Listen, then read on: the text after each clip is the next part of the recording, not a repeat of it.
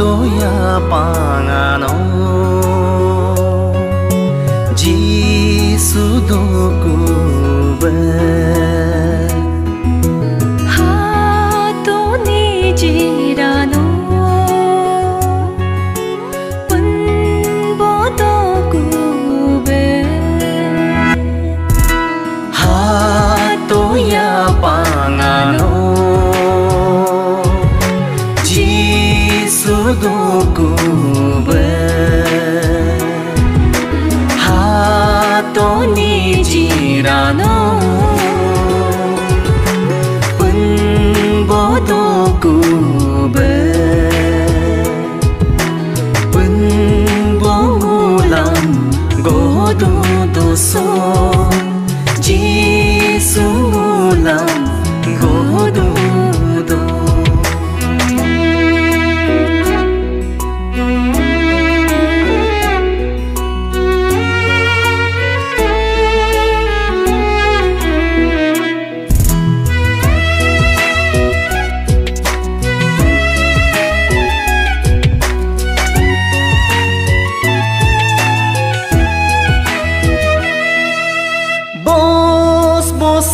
Hogo kahar yedum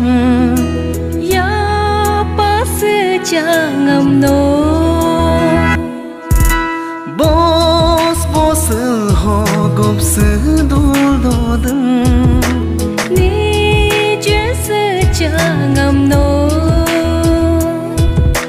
Mekur gedil no leg hakato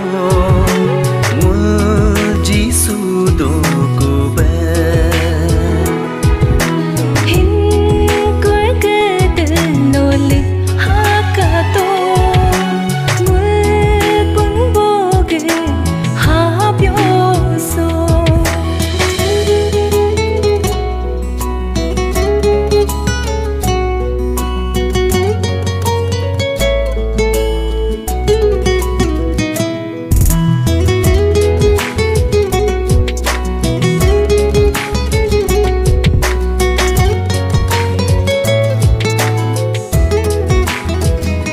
Hidgo alman bulam tang do jakam Se sulam tangam ka tom ta Enterah digumul gap hajakam Jisu mengulam ye lintang